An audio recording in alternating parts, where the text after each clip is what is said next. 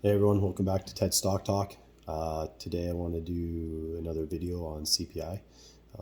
It's going to be on my phone today. My laptop's deciding to crash just like the market.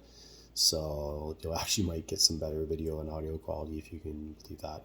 It's a pretty old laptop, so yeah, it'll be time for a new one pretty quick. CPI, 8.3% today. That's good. However, it was a miss. They were expecting 8.1%. Last month was 8.5, right? So it's a start of a downtrend, hopefully. Hopefully it's going to continue to drop. However, between missing and core inflation actually accelerating within that, you can see how the market responded. Core inflation's everything excluding food and energy, right? So used cars, new cars, transportation, airline fares. Airline fares are actually pretty high. They're 32% year over year, if you can believe that. Transportation's up 8%.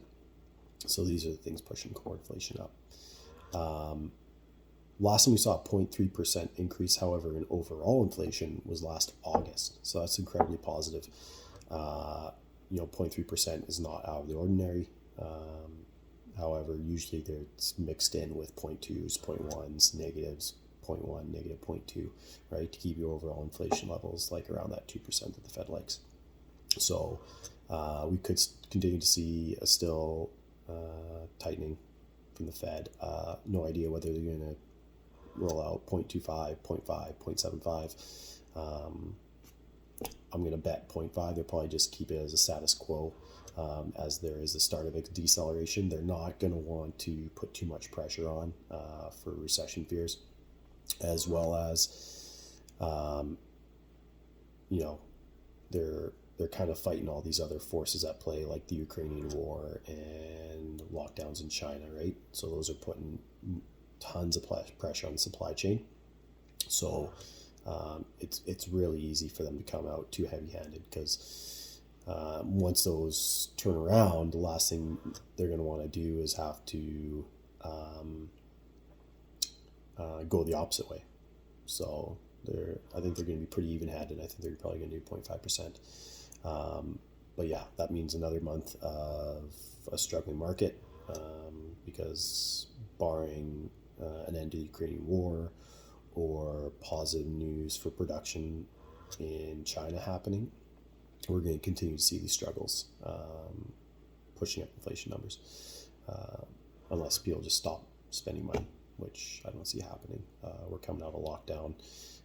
People want to travel. They want to get out. They want to spend money on things.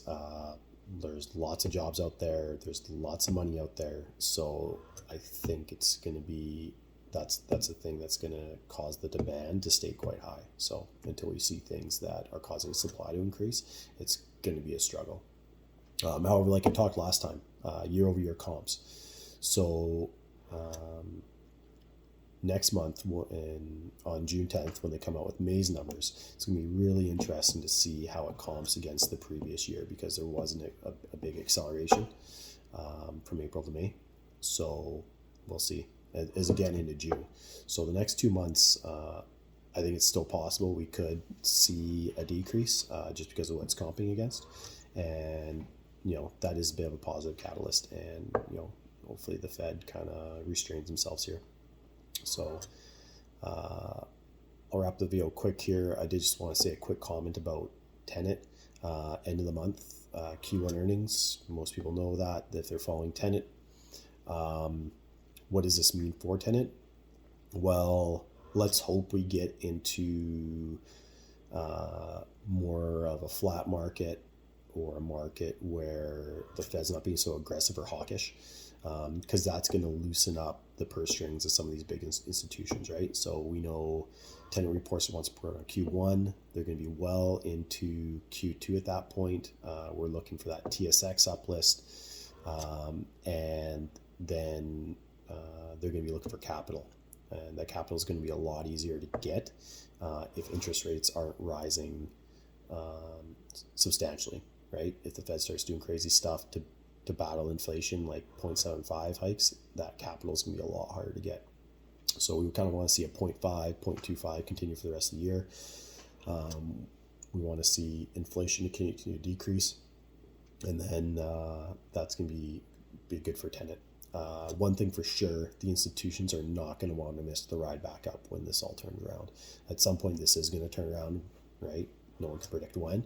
The institutions have been selling stocks like crazy to get out of the market and avoid some pain. When this turns around and they want to get back in, they're not going to want to miss the upside. You've got lots of stocks that are down 90, 80, 70%, right? There's some good companies in there for sure, and they're going to want a piece of their pie.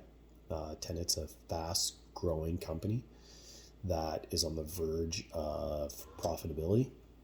So companies, investment firms, private entities, they're going to want a piece of that. So let's hope that things kind of stabilize here. We can get to at least a flat market, if not a bull market. Bull market is a long ways off. And we can see good things happen. Okay.